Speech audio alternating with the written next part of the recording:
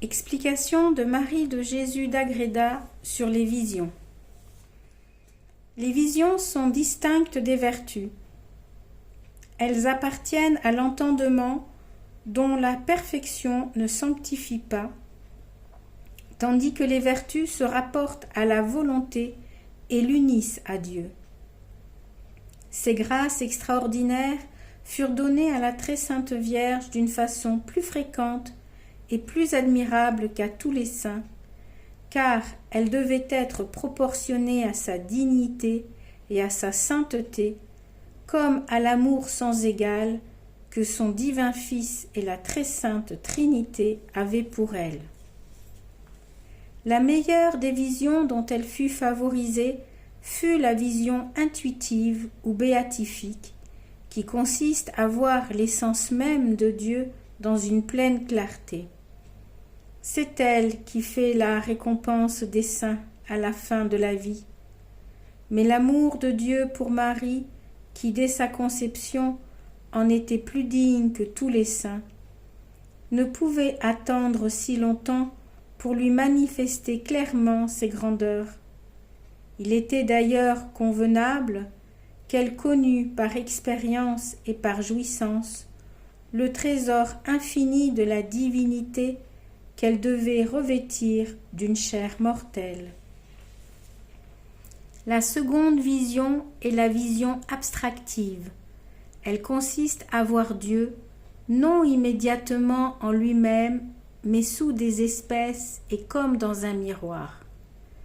Bien qu'inférieure à la première, elle est cependant fort grande et fort rare. Elle enivre l'âme d'une douceur ineffable, l'enflamme d'amour divin et la conduit au sommet de la perfection. La très sainte Vierge en jouissait souvent. La troisième vision est la vision intellectuelle, qui diffère de la précédente en ce qu'elle n'a pas Dieu seulement pour objet, mais aussi des choses matérielles et spirituelles, des vérités et des mystères intelligible. Elle est une lumière surnaturelle que Dieu seul peut répandre dans l'entendement. Les démons et même les anges en sont incapables. La très sainte Vierge en eut continuellement et à un degré supérieur à celui qui fut donné aux autres saints, c'est-à-dire avec plus d'étendue, de clarté et de pénétration. La quatrième vision est la vision imaginaire, ainsi appelée parce qu'elle se fait par des espèces sensibles reçues dans l'imagination et représente les choses d'une manière matérielle.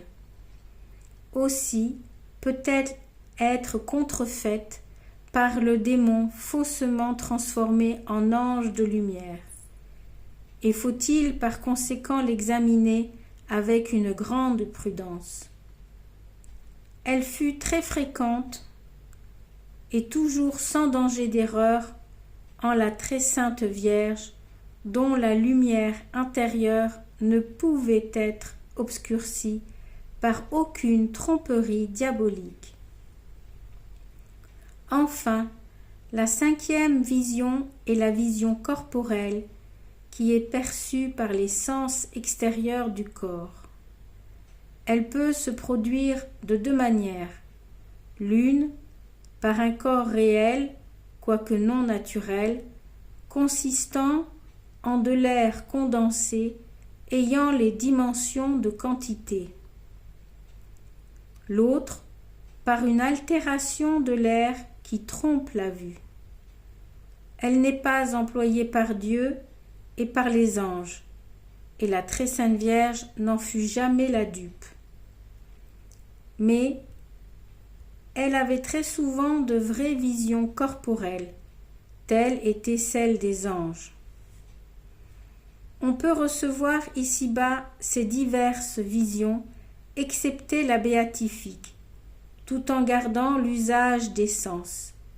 mais ordinairement Dieu les communique dans une extase ou ravissement des sens, parce qu'alors toutes les puissances intérieures sont plus recueillies et plus aptes à l'intelligence des choses révélées.